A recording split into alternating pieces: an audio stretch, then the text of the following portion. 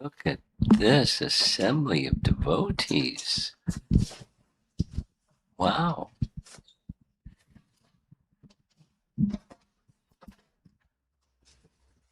It's not the same, but it's very similar to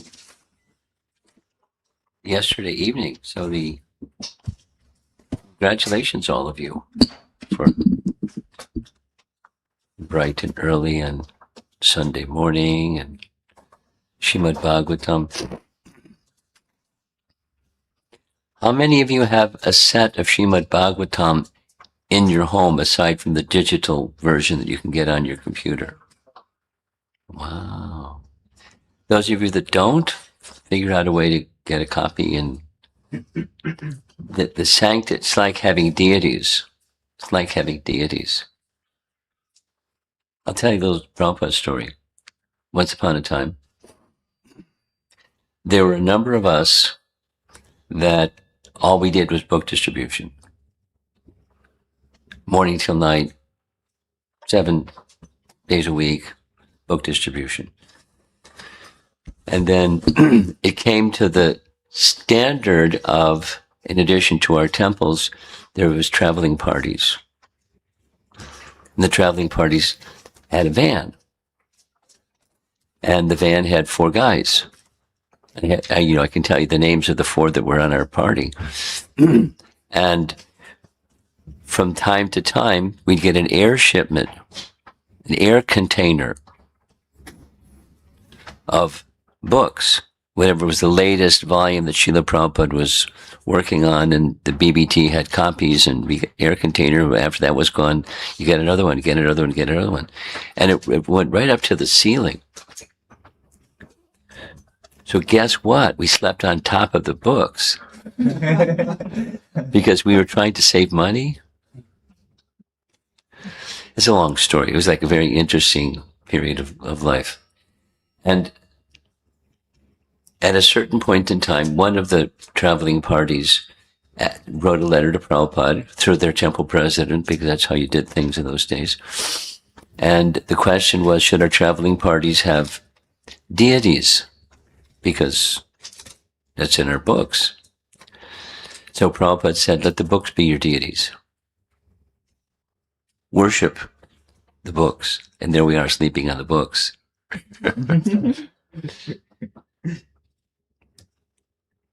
So it's worshipable. The deities are worshipable, and the Bhagavatam is worshipable as worshipable. The form of the Lord in his deity form, the form of the Lord in his Bhagavatam. Padma Purana teaches us the 12 cantos are the different parts of the Lord's body, etc., etc.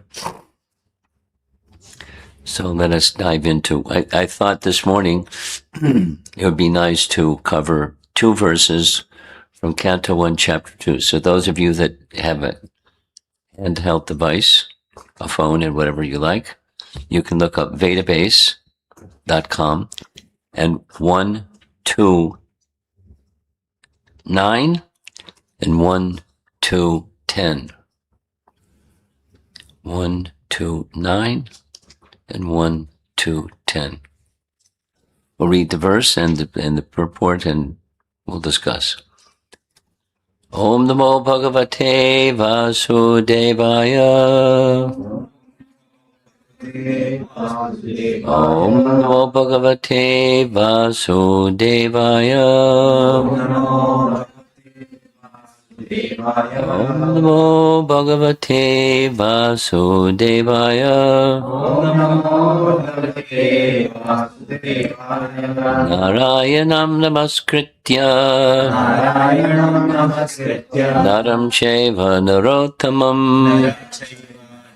Devim Saraswatim Vyasam Tato Jayam Udhirayat. Text number 9. Dharmasya Yapavargasya Nartotayo Pakalpate Nartasya Dharmakantasya Natasya dharmaikantasya Kamo labhaya hi smritaha. kamolabhayi smritaha. One more time.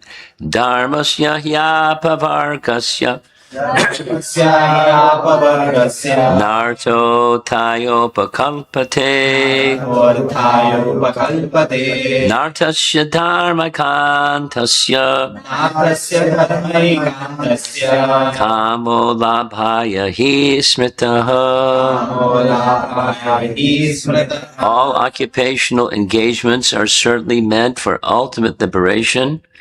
They should never be performed for material gain. Furthermore, according to sages, one who is engaged in the ultimate occupational service should never use material gain to cultivate sense gratification. Purport. We have already discussed that pure devotional service to the Lord is automatically followed by perfect knowledge and detachment from material existence. But there are others who consider that all kinds of different occupational engagements, including those of religion, are meant for material gain. The general tendency of any ordinary man in any part of the world is to gain some material profit in exchange for religious or any other occupational service. Even in the Vedic literatures, for all sorts of religious performances, an allurement of material gain is offered, and most people are attracted by such allurements or blessings of religiosity.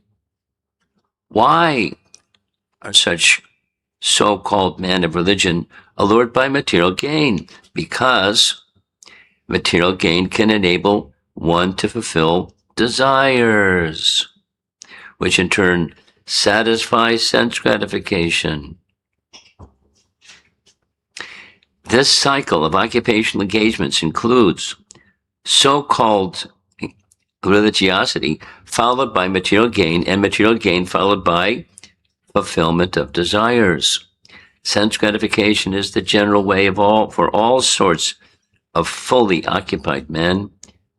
But in the statement of Sutta Goswami, as per the verdict of the Srimad Bhagavatam, this is nullified by the present shloka, paragraph. One should not engage himself in any sort of occupational service for material gain only, nor should material gain be utilized for sense gratification. How material gain should be utilized is described as follows, which we'll read next. So first, a little background. This is chapter 2. Chapter 2 follows chapter 1.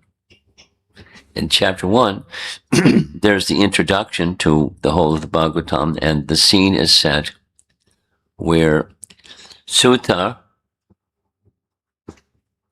who has heard the entire Srimad Bhagavatam from Shukadeva Goswami, he was in the audience hearing as he taught Maharaj Parikshit. Sutta was in the audience.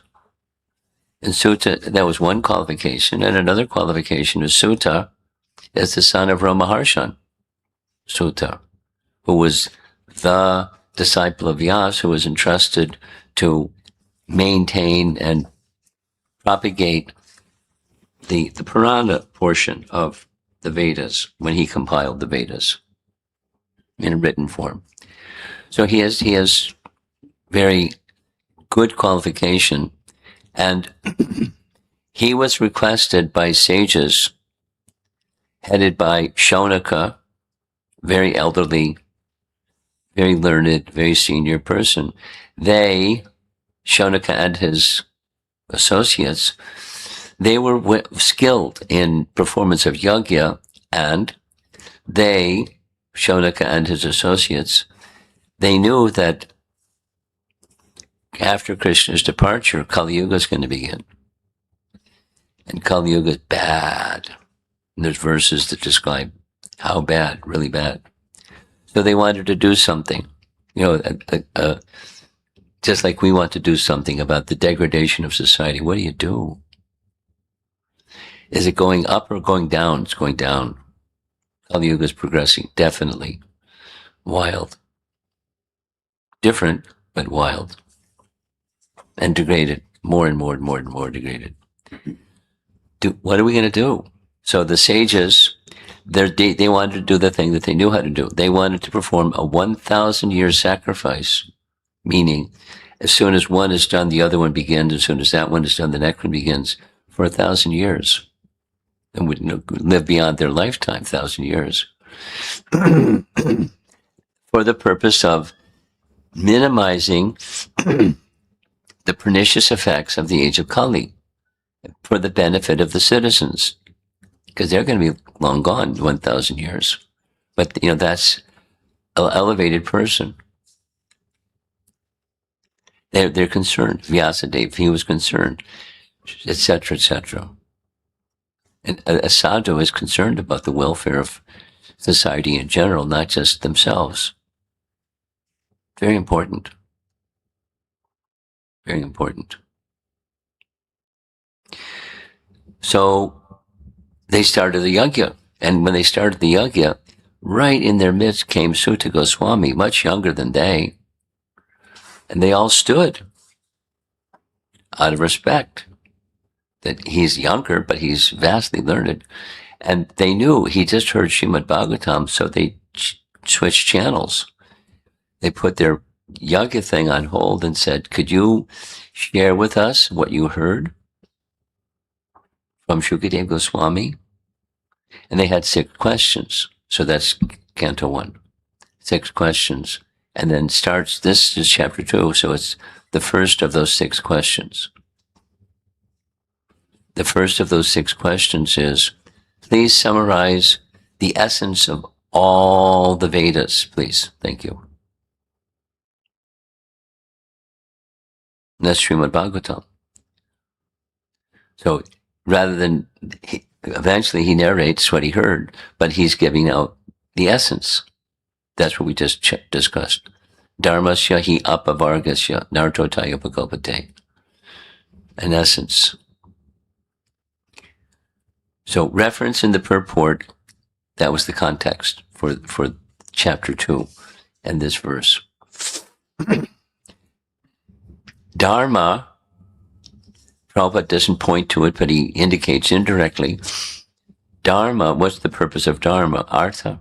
What's the purpose of Artha? Kama, what's the purpose? When Kama doesn't satisfy, then moksha.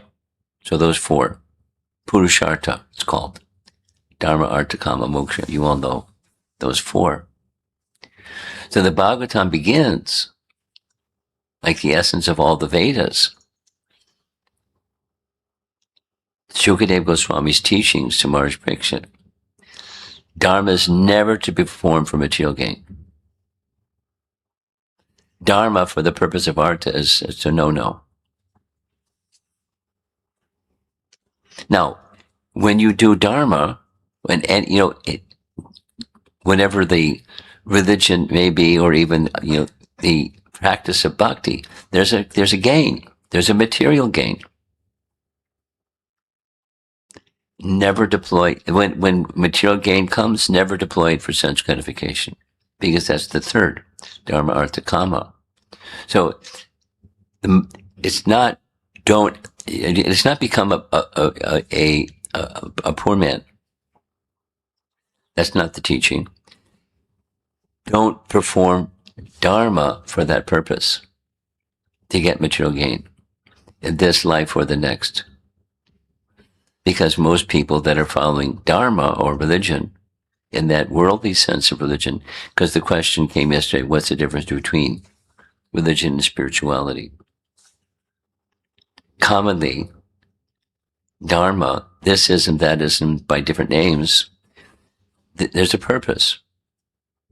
The rituals are different, the language may be different, the procedures may be different, but there's a purpose. The purpose is the same. Artha. Approaching God so you can get stuff, get wealth, prosperity.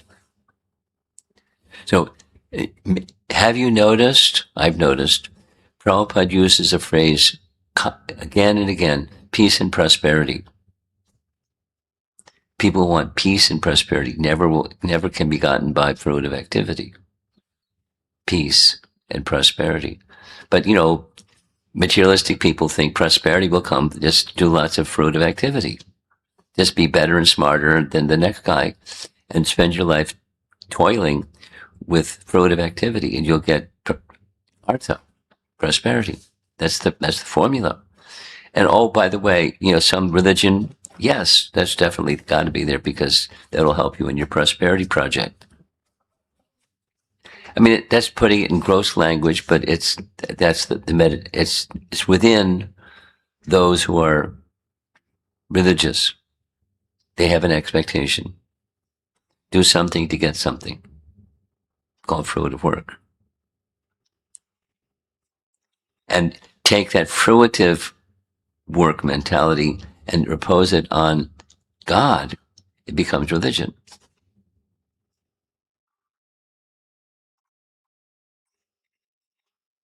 Do something to get something.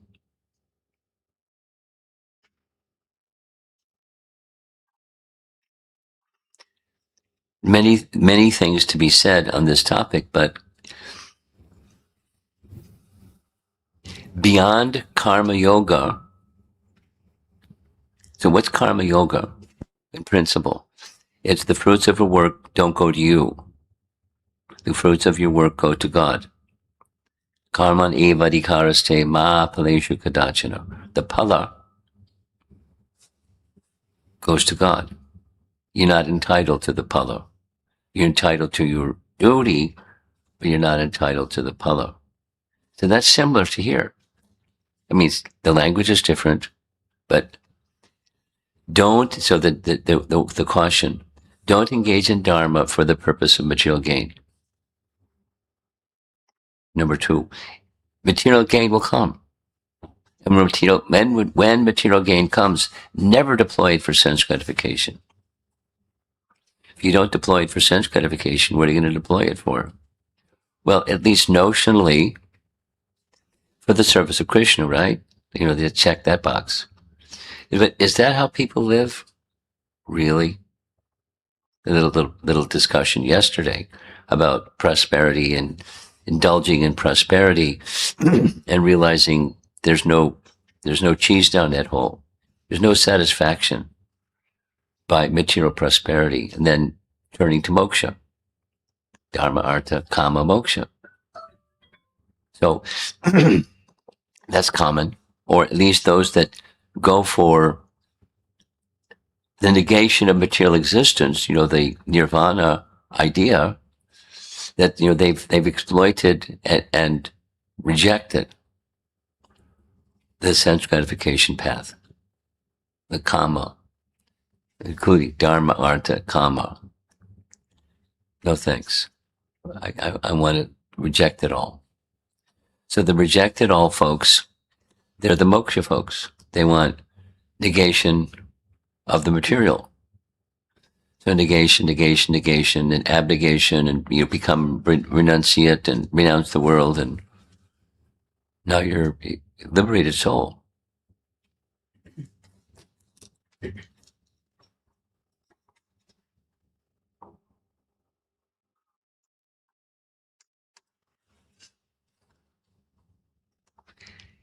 Is that really what liberation is? Just negation? The fact is, here's the fact. While the tendency for the behavior of enjoyment may be cut, the root is still there. Tendency is still there. Like gardening. Just cut the top of the weeds, but the root is still there. Wait a while. Here come the weeds again. Why? Because the root is still there. The tendency, what brings us to the material world? Tendency to be the enjoyer. Kamesha, Krodesha. Rago, Dvesha. samutena dvandva mohina bharata. Raga and dvesha, I want to enjoy. And he who is the enjoyer, some dvesha towards he who is the enjoyer. They go together. So that tendency is still there for those, the moksha folks, the path of liberation. It may sound extreme, but it's philosophically certainly correct. Striving for liberation is negation. It's not this, it's not this, it's not this, it's not this, it's not this. What is it? It's not this. So what is it? It's not this. And when you don't identify what this is, then it's impersonalism. It's not this. It's not, no form, no quality. So that's the liberation, folks.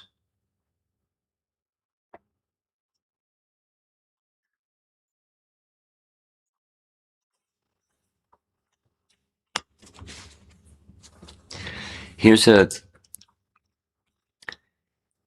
Chaitanya Charitamrita story. Advaita Acharya, senior in age to the other Vaishnavas of his time, or the other, Mahaprabhu and his associates, he was very elderly. And he had teachings, and he also had students, had a disciple named Kamalakanta Vishwas. Kamalakanta Vishwas. If you don't remember his name, it's okay. Kamalakanta Vishwas.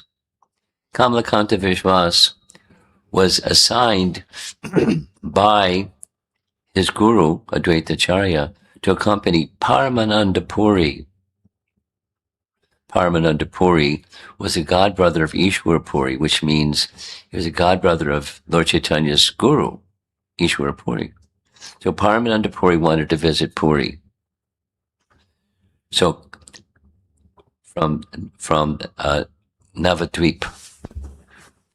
So Advaita Acharya assigned his disciple, Kamalakanta Vishwas, to accompany him to go visit Chaitanya Mahaprabhu and spend time in Puri. So when by the time they got to Puri, Kamalakanta Vishwas, because he was a confidential servant of Advaita Acharya, Kamalakanta Vishwas knew that the king that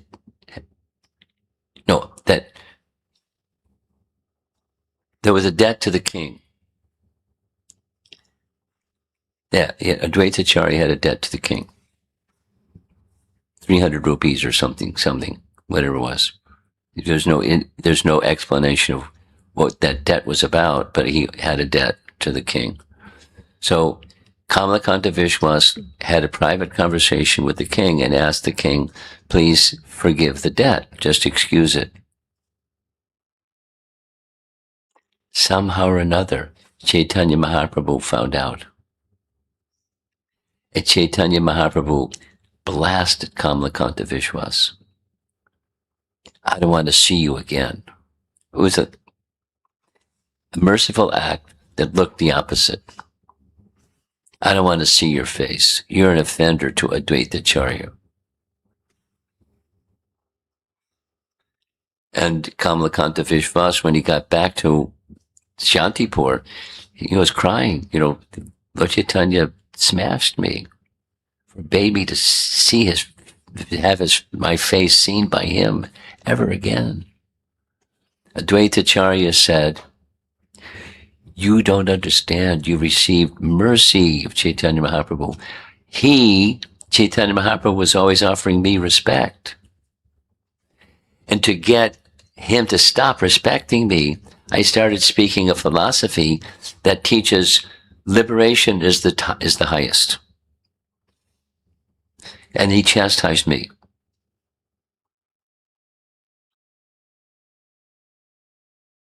Yoga Vashishta.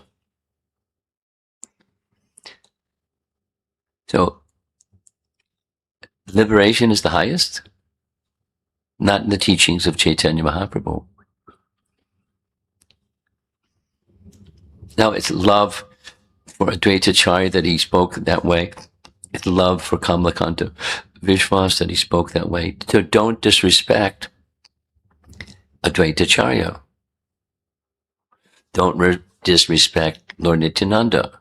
Don't disrespect a Vaishnav. It doesn't have to be like Vishnu Tattva Vaishnavas. Just don't disrespect, because there are consequences. Very serious consequences for disrespect. So if one may need a slap on the wrist, or a tap on the shoulder, that's what this verse is. Don't, please, the essence of the Vedas. That's because that was the question, chapter 1. Don't engage in Dharma for the purpose of economic gain. And if economic gain comes, never deploy it in sense gratification.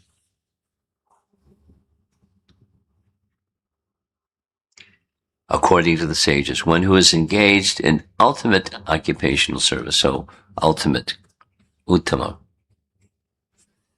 And then there's the rank and file that they're not in the ultimate state, they're not in paradharma, they're in dharma. And as Prabhupada writes here in the purport, within the Vedas, it's karma kanda. It's a vast section of the Vedas. If you want this, do this. If you want to do that, do that. If you want the other, you do the other. Om Jai Jagadisha Hare.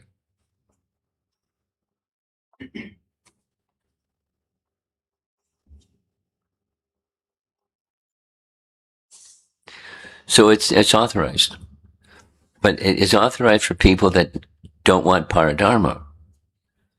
But the purification may or may not come to those who are engaged in dharma with that material purpose, and gradually, by affinity for dharma, the light may go on, and they say, "Wow, this is temporary." And Krishna says in Bhagavad Gita, temporary is miserable, just like we discussed yesterday.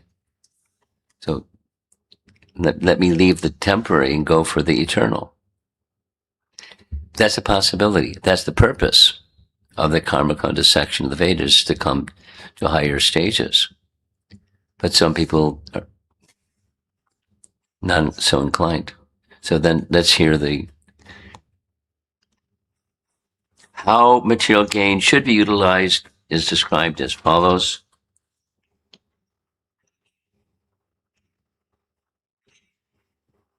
You ready? Text 10. Kamasya nendriya pritir Kamasyanendriya priti labho jiveta yavata jiveta jivasya tattva jigyasa jivasya tattva jigyasa narto yasceha karma bihi nato yasya karmabihi kamasya nendriya pritir kamasyanendriya priti labho jiveta yavata jiveta yavata jivasya tattva jigyasa jivasya tattva jigyasa narto yasceha karma bihi. nato yasya karmabihi. Life's desire should never be directed towards sense gratification. One should desire only a healthy life or self-preservation, since a human being is meant for inquiry about the absolute truth. Nothing else should be the goal of one's works. Purport. The completely bewildered material civilization is wrongly directed towards fulfillment of desires for sense gratification. In such civilization, in all spheres of life, the ultimate end is sense gratification. In politics, social service, altruism, philanthropy, and ultimately in religion, or even in salvation, the very same tint of sense gratification is ever increasingly predominant. In the political field, the leaders of men fight with one another to fulfill their personal sense gratification. The voters adore the so-called leaders only when they promise sense gratification. As soon as the voters are dissatisfied in their own sense satisfaction, they dethrone the leaders. The leaders must always disappoint the voters by not satisfying their senses. The same is applicable in all other fields. No one is serious about the problems of life. Even those who are on the path of salvation desire to become one with the absolute truth and desire to commit spiritual suicide for sense gratification. One should satisfy the senses only in so much as required for self-preservation and not for sense gratification. Because the body is made of senses, which also require a certain amount of satisfaction, there are regulative directions for satisfaction of such senses. But the senses are not meant for unrestricted enjoyment. For example, marriage or the combination of man with a woman is necessary for progeny, but it is not meant for sense enjoyment. In the absence of voluntary restraint, there is propaganda for family planning, but foolish men do not know that family planning is automatically executed as soon as there is search after the absolute truth. Seekers of the absolute truth are never allured by unnecessary engagements in sense gratification, because the serious students seeking the absolute truth are always overwhelmed with the work of researching the truth with a capital T. In every sphere of life, therefore, the ultimate end must be seeking after the absolute truth, and that sort of engagement will make one happy, because he'll be less engaged in varieties of sense gratification. And what that absolute truth is explained as follows. Like, it's so beautiful how Prabhupada's composition is so clear. How does that,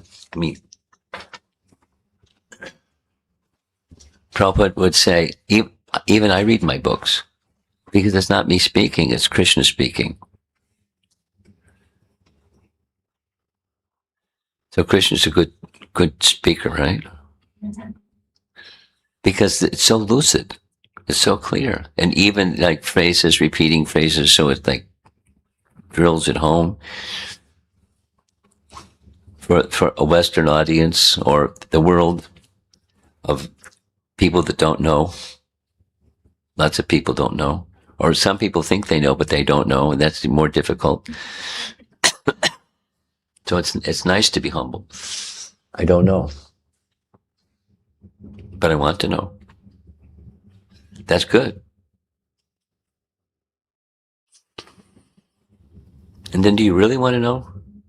Here's a test. It's the position of dasya, jiver swarupaya nitya Krishna das.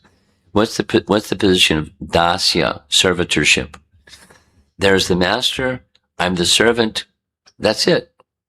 I want to know what the master wants, and I do that because that's what he wants. And that's what servants do.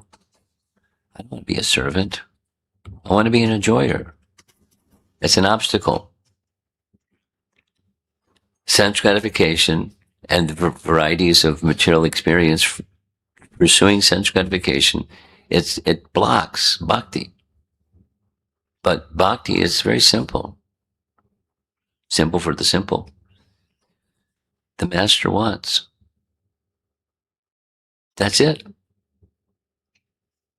And other things, that's the principle. And then there's the cultivation of that principle. The cultivation, just like the question came yesterday, man, woman. What if there's that natural attraction? As soon as you have a body, you have affinity for bodily enjoyment. That's why you get a body, to provide the facility for the enjoyment propensity. So what do I do? Even if I know it's problematic, regulate. That's what's here.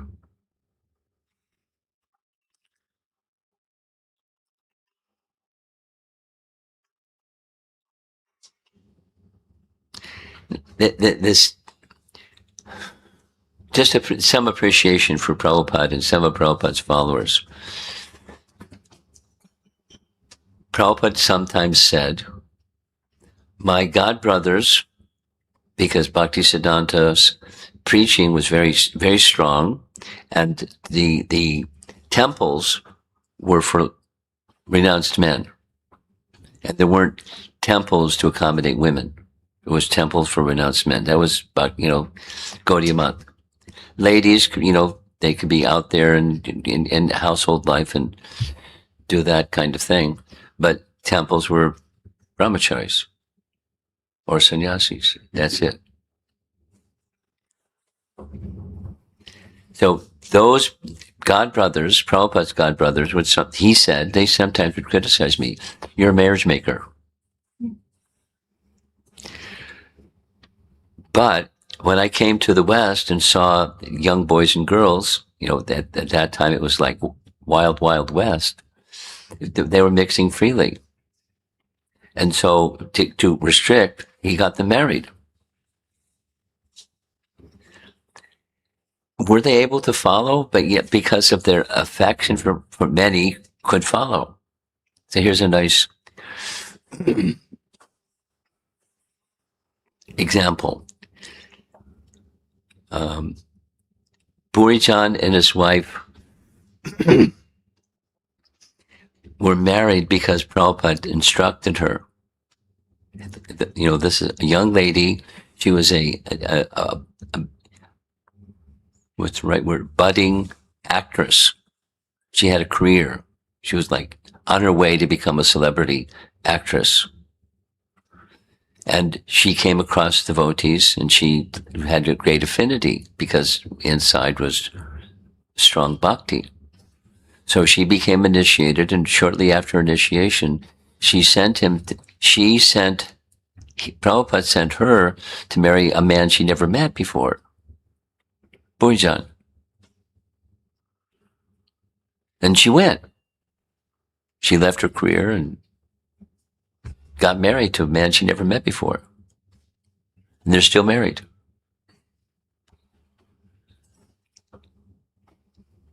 There's a nice section in his My Glorious Master where she was describing to Prabhupada, this is in Fiji, because it was quiet, a little more quiet in Fiji. So she had an opportunity to open her heart and say, it's not easy. She wasn't a complaining type. She isn't a complaining type of person. But, it's not easy. And then Prabhupada reminded her, you married. So he gave it's very nice those of you that are ladies and you're interested in instructions of Prabhupada to a Western person, how to live in family life. He gave it to her, but he didn't have, it was the circumstance he was able to give her after they'd been married several years.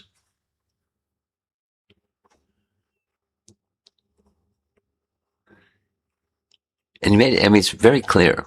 It's very, very, very clear. But because she had faith in Prabhupada, she was able to follow.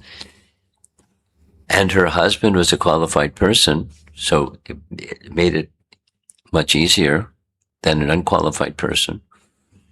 But, he describes even if your husband wasn't qualified, this is what you should do. Anyway, it's pretty. So he arranged for marriages with people that needed regulation, because otherwise they were like, put it nicely, unregulated. They're all over the place. Unmarried man, unmarried woman living together. What do an unmarried man and unmarried woman living together do? Sense gratification. And those were persons that came to Prabhupada because they wanted something real. And he gave them something real and told them, get married. So they got married because Prabhupada said, get married. And then how to live in marriage. The teachings are there. No, what does, the young Western hippies is not the audience here. But it just gives you an idea of how Prabhupada arranged things for such an audience. because he knew his audience. And those persons helped him enormously. The backbone of the Hare Krishna movement came from that generation of misdirected civilization.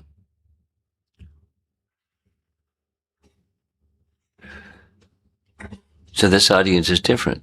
But misdirected because the tendency today, it's hard to say bluntly, but economic prosperity, get with the piety that comes from your good birth, then get a good education, get a good job, and prosper. Fruit of activity, largely. Not entirely, otherwise you wouldn't be here. You'd be off doing what other people are doing. But it's very substantial. The conditioning influence is substantial. So to redirect a ship that's moving in a certain direction, that's not easy. It can't be done, do a U-turn or something like that. It takes incremental aligning oneself with something.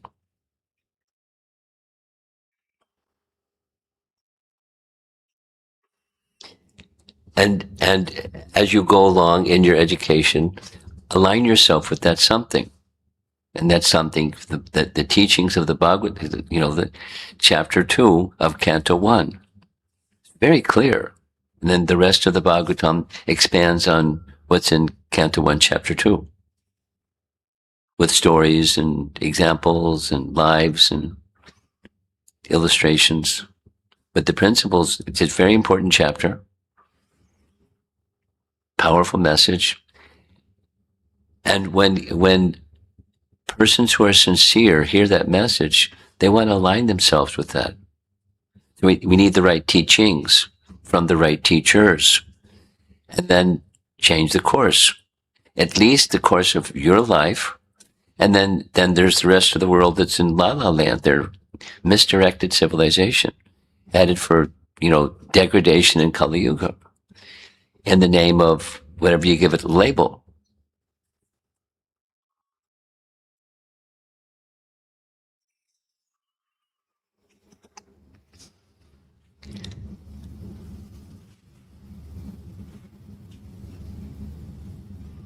It's wild.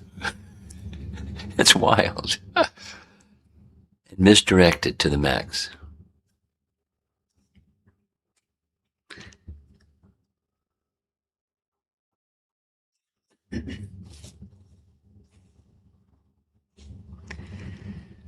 Even people that are very sincere and theistic, they're misdirected. I'll give a little story.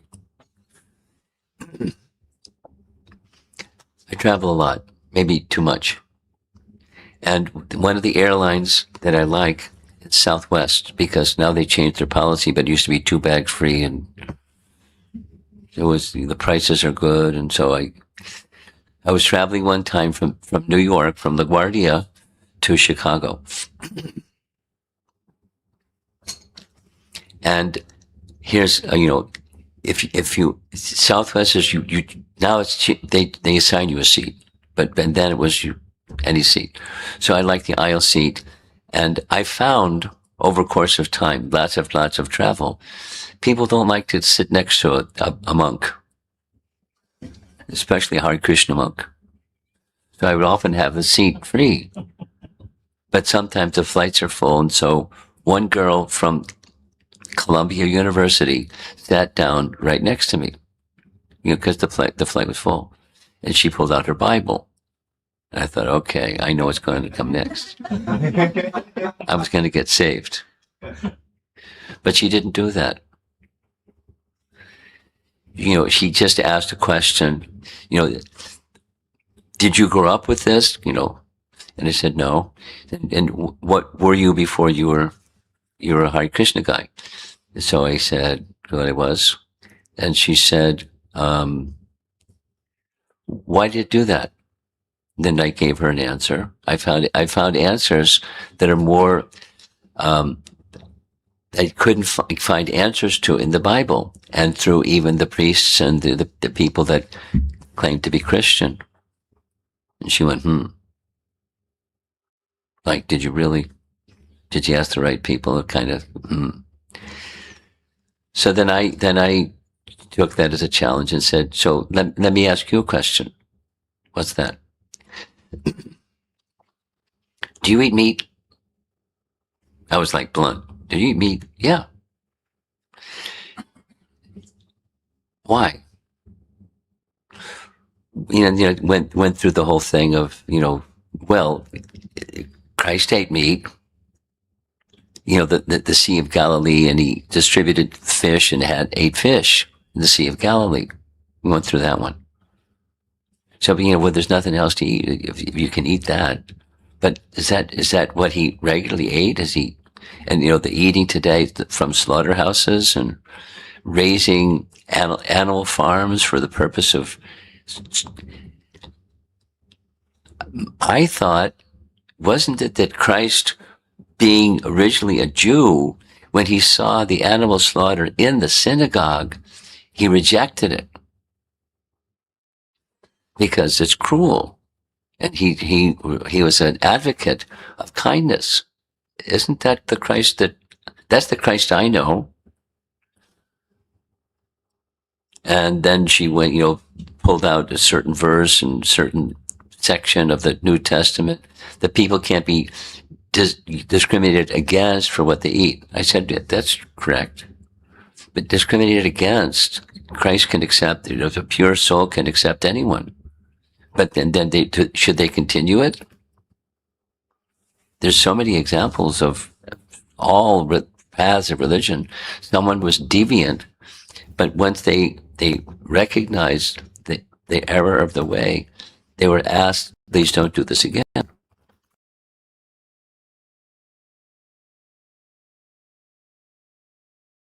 She was, So he ended with, so think about it.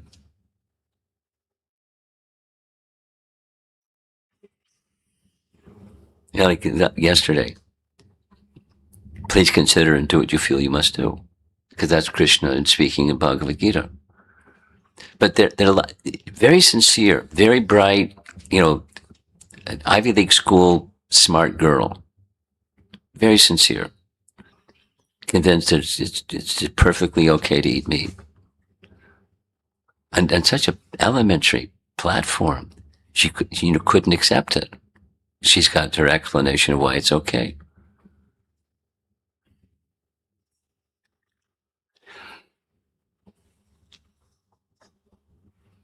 One more.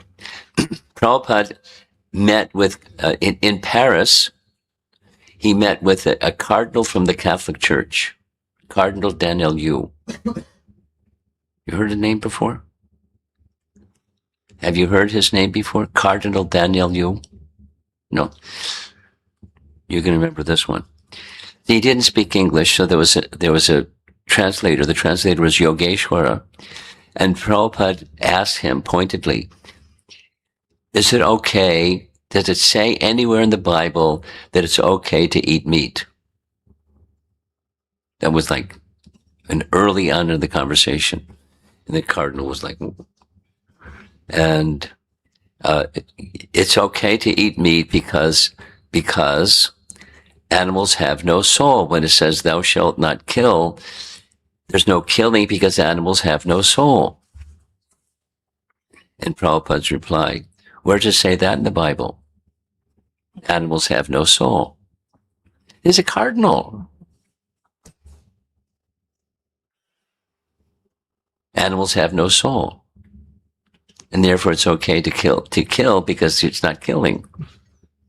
Thou shalt not kill, but they have no soul. Gosh. And then there's the people that follow the Catholic faith. It's okay. Is it puzzling? I think it's puzzling.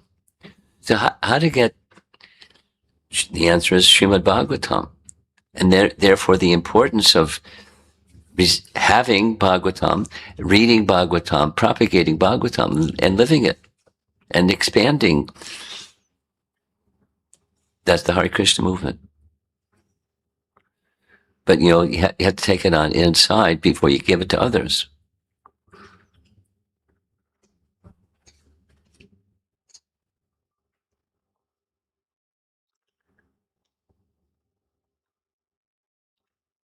Okay, I'm done. Let's see if there's some discussion. Oh, assembly of brilliant students. Let's see if there's some discussion on topic or anything you'd like. Prabhu, I know, like a lot of topic was interesting. What you brought up that there was a girl traveling with you. Yeah. So, what are the insights like you invoked in that girl about Bhagavatam? I know, like, you kind of at the end of the discussion, you asked her a question. Well, she wasn't ready to receive Srimad Bhagavatam. This was just reason, common sense. If someone doesn't have common sense, their reading Srimad Bhagavatam is going to bounce. Water off a duck's back. It's just not going to go in. So I didn't wave the Srimad Bhagavatam before her. Just common sense about her own faith. And I wasn't like trying to like dislodge her. I wasn't like doing it the reverse of to save her. It was just reason. So be a good Christian. And being a good Christian includes compassion. Right. Without compassion, how are you being a Christian? So, to respond to your question, I didn't do the Bhagavatam program with her because of where she was.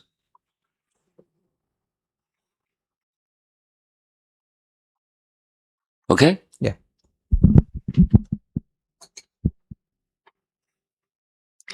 Anybody else?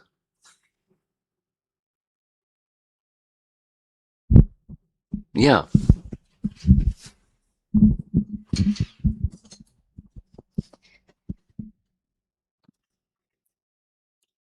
Maharaj, you mentioned that when we have this tendency of doing something to getting something and we put God, it becomes religion. Right. And I wanted to ask from you, what would be a good answer to tell someone when we get a question saying, is this religion? What would be the best way? Or is this Hinduism? I was asked that in China by a government officer.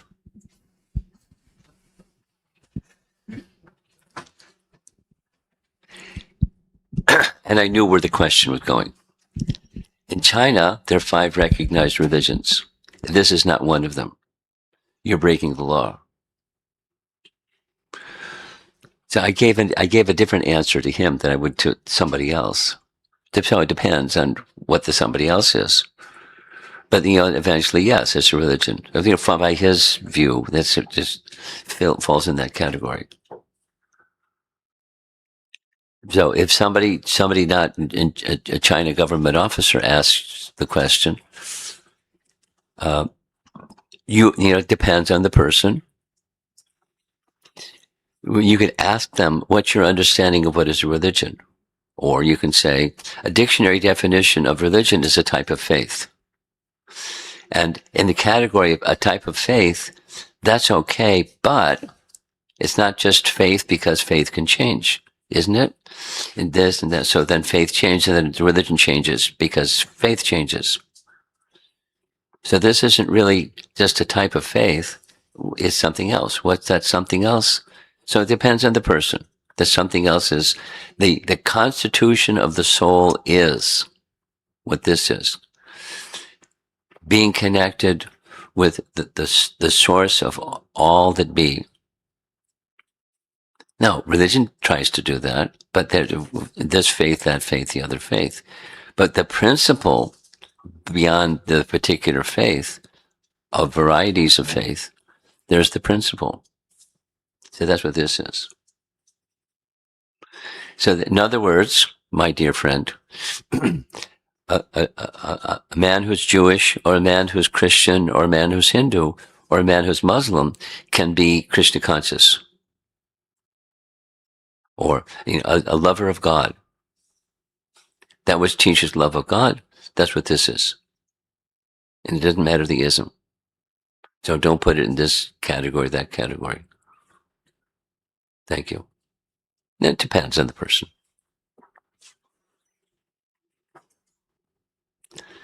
Something else? Yes. Yeah, I had one more question, Marge. You mentioned that Prabhupada says that peace and prosperity can never be gained by fruitive activities. So in our heart, we know that, but our conditioning is such that there are times when we might think that this, through fruitive activities, I can get some peace in fruitive activities. So how to take that tendency out from the core, or work towards that? Well, by hearing, or by the school of hard knocks? And by, this, it's commonly a combination. I hear, and some things I hear, and it goes in. Some things I hear, it doesn't go in. So I keep doing the things that I heard, but it didn't go in, and then then something happens. The peace and prosperity doesn't happen, or even the prosperity may come, but that's not satisfying, because so many becauses. Whatever the prosperity is, it's never enough.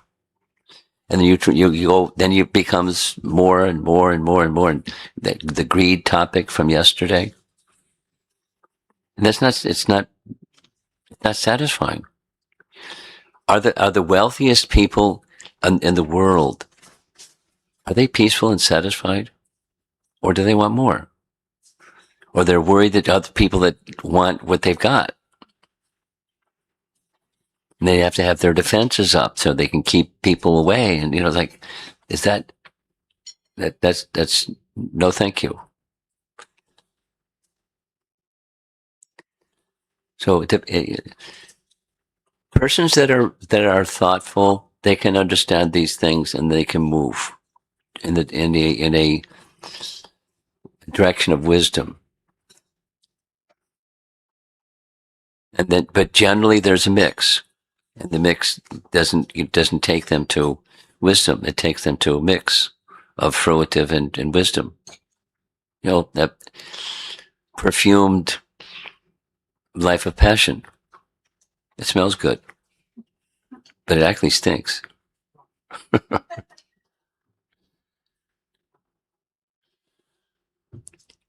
Something else. Yes. Hare Krishna Maharaj, thank you for the wonderful class. Maharaj, I was contemplating on the point in the purport. Srila Prabhupada said that sense gratification is spiritual suicide. Pretty strong, huh? Yeah, it hit me hard actually. So Maharaj, I was just wondering, in our day-to-day lives, we are attached to certain things, and we know that Yes. we're not supposed to do that, and we end up doing it, and we feel guilty. And I'm asking this out of utmost helplessness. Please put some light, Maharaj. What should we do? Well, it's same. Your question is similar to her question. Second. You can learn by hearing. You can learn by the school of hard knocks. So increase hearing. Make your life easier.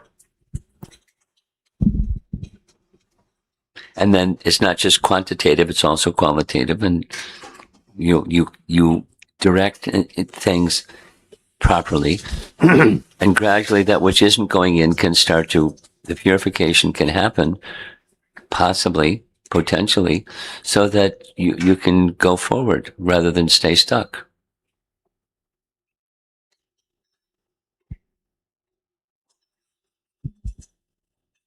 by hearing from the right source again and again in a qualitative way. Quantitative and qualitative hearing.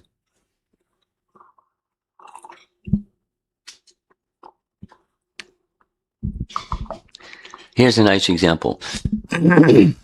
When there's nice kirtan, I mean, I know some devotees that just attended the Radha Mellows. Radha, what's it called? Radha Mellows. And there's like kirtan singers from all over the world, and they're really fantastic. And because I know somebody that went.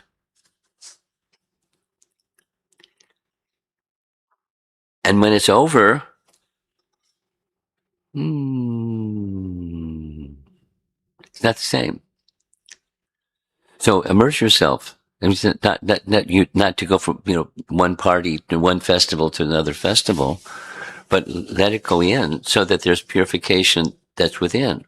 And by doing that substantially over a period of time, practice Hare Krishna, practice chanting 16 rounds for 57 years. Try it.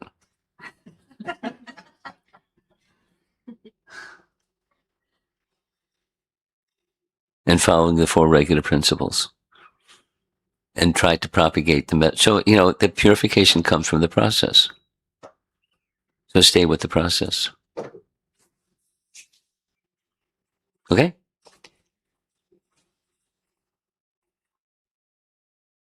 Anyone else? Okay. There's one. Okay. Yeah. Hare Krishna Maharaj. I know earlier in your discourse you mentioned the idea of karma yoga. Yeah. The idea that we're entitled to our actions, but not the fruits of our actions. That just got me thinking about what types of actions we are entitled to and what defines our duties. And what that's defines our easy. It's right. actions. The second verse number 10. Read verse number 10 again. That was sustains your existence. Krishna's a loving father, and he'll make sure that his little children have what they need. And you accept that, what you need. Now, what's that? That's unspecified. It's very, very variable. So at different times, different persons and different circumstances have different needs. You accept that. Need in the sense that it will sustain my existence on the physical and the spiritual. Supposing one becomes more spiritually elevated, their physical needs diminish. The needs may be there, but the physical needs will diminish and spiritual needs increase. So that which sustains your existence on the physical plane, accept that. And then keep, in other words, simplify. Don't overcollect. Atyahara. You know the verse? Nectar of instruction. There's impediments to bhakti. One is overcollecting. There's a young girl, an undergraduate student somewhere, and she just wrote to me, from living in the dorm, I've understood I've collected too much stuff. And lots of stuff that I have I don't need. So I spent my Christmas vacation, the holiday, giving stuff. I just paring it down to what I need. And then I'm going to be very vigilant going forward in time, not to bring stuff back that I don't need. It's not like artificial. It's what needs are. What the needs are, then the needs are fine.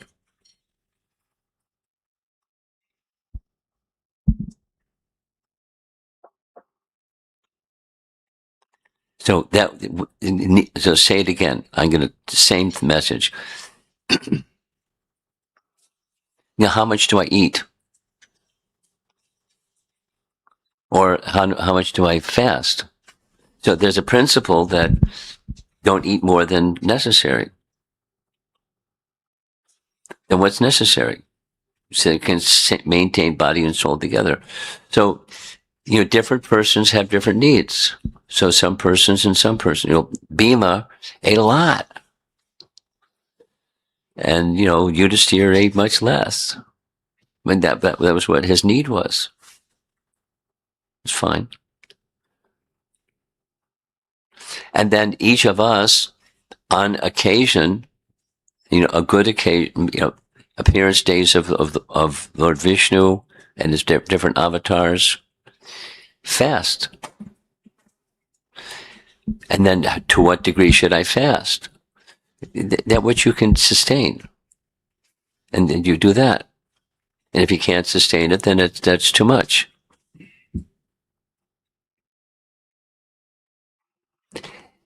I'm going to tell a funny story. There was a period of time when, frankly, it was led by Tamal Krishna Maharaj. He was a strong person, and he led this spirit that on Ekadasi, we're going to fast all day. And then stay up all night and engage in Shravanam Kirtanam and, kirtan and reading something that he would select the topic, and it was like really nice. And it became like a fashion. So devotees all over, not just, this was in Vrindavan during the VIHE and all that stuff. So there was a devotee in the New York temple, his name was Padaseva, and he tried it, but it was artificial. On Dwadasi morning, they found him passed out in the walk-in refrigerator because he went inside the refrigerator. He couldn't handle it. He just gorged himself and ate until he passed out on the floor.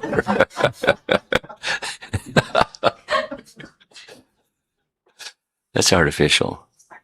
So reduce, that's good. And do it in a way that you can sustain, but reduce, but in a way that you can sustain. And that's what you need. And, some days maybe you're going to fast completely, or, whatever it is, but go in the direction of vairagya, but then the basis of bhakti. When bhakti is very strong, then vairagya is easy. It's natural. And then progressively in the course of one's life, going in that direction. So it's variable. Needs. Okay. Srila Prabhupada ki jai. Oh, I had one idea I wanted to share. Gauri Chandra knows about this one, but part 2 from the one that I sent. I made a suggestion. Brahmatirtha is the name of the devotee who in Gainesville is the director of this Bhaktivedanta Institute for Higher Studies. Bhaktivedanta Institute for Higher Studies. That's their official name. It's, without all the blah blah about what that is. They're the ones that are entrusted by the GBC to make a plan for what goes inside the Temple of Vedic Planetarium. And one of their key persons that they're relying upon is Sadhuputta and his writings. So I made a suggestion after I communicated with you. I haven't heard back from him yet because I don't know what's up on Sunday morning over there in Alachua or in Gainesville. Wouldn't it be nice if somebody from that Bhaktivedanta Institute for Higher Studies could conduct a regular, whether it's a weekly or biweekly or monthly or something, little seminar on Sadhuputta's writings? And, the science and religion, or science and Krishna consciousness. With different, windows of looking into it from this perspective, that perspective, because he was a very broad thinking person. And let's see what he has to say. And I thought, there may be some, if there were such a thing, there may be some devotees here that would want to join that. My guess is few hands would go up and then it would diminish over a period of time, and then some people would stay with it. But then there's the whole of the United States. There's a lot of universities in the United States with a lot of smart young people in those universities. That probably there would be a little an audience for somebody that knows Sariputta and what his teachings, what his writings are. I've given seminars on chapters from his published book. See if I can remember the title. Can't remember the title. It's been a while. But I used to be like a Sariputta junkie. I really liked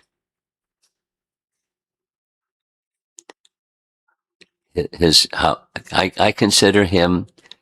This is me. I consider him to be a genius that I've met in my life. There's probably others, but he's one. A genius.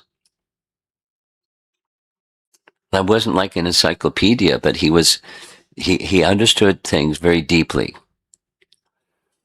that geniuses have a capacity to understand and then could explain them.